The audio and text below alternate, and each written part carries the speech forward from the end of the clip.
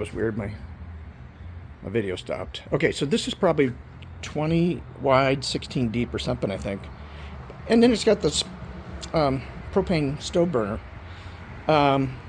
It's got 3 of these storage containers with lids. It's all stainless steel. Nice drip tray.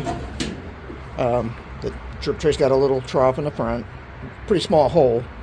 So not going to get any big stuff down here. But so anyway, the one thing I've noticed with it is when you have the burners going, of course, you wouldn't want your propane tank right under there, or even your, I use a couple of plastic storage boxes, but you need to remove all that because the heat this generates, it gives right down on anything down there, so it's obviously a hazard for melting stuff. So I'm going to do a couple different fried rices here with the meal. I think I'm going to go ahead and get started on the chicken. Let's fire this thing up. So basically, in the grill mode, these light up, and the temp is really, that'll only be on for the smoke, just like on the pellet smoker here. And of course, this is Wi-Fi. It's all their technology at Recteq's got. It's good stuff. I don't plan to use the sear control because I'm gonna load this cast iron grates up with the chicken, and I got it on medium. So I'll start with medium. I got a temp gun, and I'll temp it and kind of see where it's at. You know, I'm so used to doing stuff with my charcoal grill, and I know with the firebox that I can lower. You know, I've got precise control. Been doing it for so many years. So, been a long time since I cooked on a gas grill, which is more like what we have here. And now, granted, there's the plate down there, and it's still igniting the pellets, and it'll start smoking here in a minute.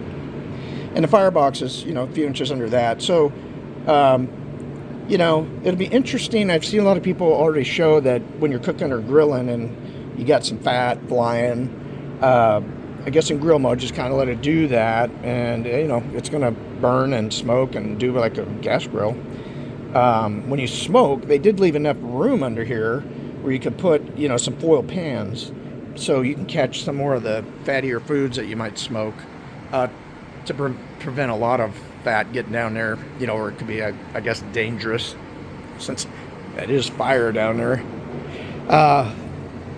You know, kind of like this one. It's got a giant pan under there that came with it, of course.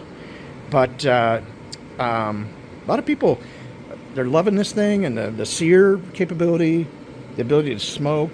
I saw a video the other day where they didn't think it was smoky enough, so they called Recteq, and I think Recteq recommended just getting some blocks of the wood and stick it right down in there above those holes, and it'll burn. And it created enough smoke that they were happy with it. So, you know, I think it's so new. We're waiting on more videos of people actually using it and showing how they're cooking. So that's why I wanted to show my first cook and just see what I learned from it. You can see the smoke has started. You can kind of, typically once it really gets going, you can kind of see the fire down there through the holes. But it looks like it's getting started here. Well, I started off with medium, and I did skin side down. You can see on this side a little more cooked, but not so much over here. And actually, after about 5 minutes, I turned it down to low because I you know, it was flaming up a little bit.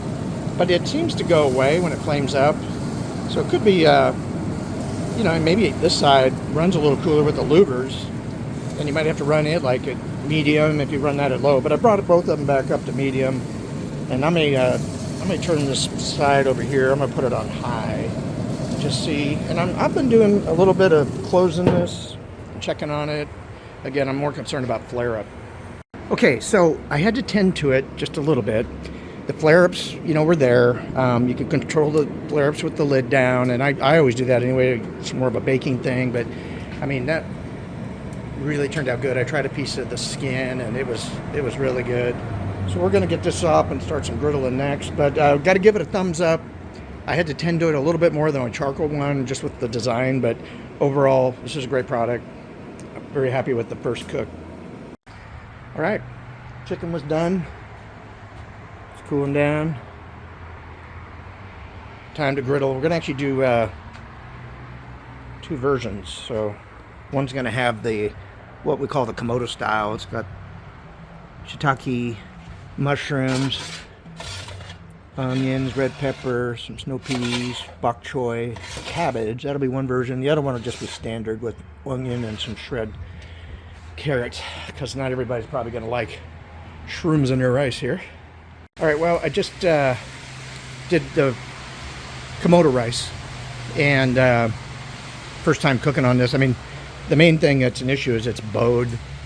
You know, you can really see the bow in there, and it's actually bowed up, which is awkward because all the oil and everything pushes off the side. So having to kind of learn as I go. The temperature, just temp gunned it, and it's at 375, so I had to lower this. It was a little bit hotter than I was expecting, and it did feel like it was kind of burning. But anyway, we're figuring it out. Just started raining, so Jeff and I are just noticing I've got a gutter that needs cleaned out up there. But it's always good to have a little rain. It's been really green here in Arkansas. And then Sherry's got the rolled ice cream machine now, so she's treating everybody to something special. Look at that. Look at that. Yeah, and you're seeing when you was lyric, I just see something going on. Yeah, you're like, go. Go find.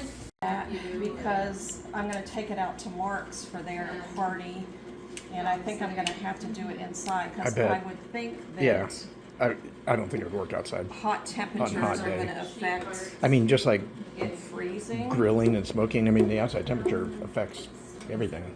I don't know how that. It almost feels like you just melted that strawberry, but it's cold. Because how did it get so flat? All right, well, to close this cooking video out, the Recteq overall turned out, it worked really well. This is the Xfire Pro 825, I guess.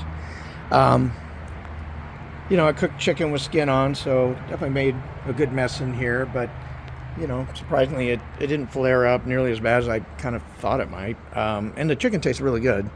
Everybody thought it was tender, had a nice flavor with just that method of cooking. Again, more like a gas grill. And so, you know, I look forward to doing some more different kinds of foods on here and perfect the cooking. I'm still learning it. And then, you know, this griddle, it's got a lot of potential for different things, but unfortunately with that stainless steel plate here, you know, it bowed upward. I haven't cleaned it or anything here since last night, but that really did affect the ability to cook like you'd expect. You know, it should be flat. I mean, oil and everything would run off to the sides. So that was a bit of a challenge and kind of a letdown. I'm not really sure there's much I can do about it. I don't think it had anything to do with, I mean, I did go kind of full on with the heat. I've read that sometimes you should gradually heat it up, but I don't know. Maybe. But I think when things are going to bow, they're going to bow with the heat, but we'll see. But otherwise, I mean, it is a pretty cool little setup. So anyway, hope you enjoyed the video.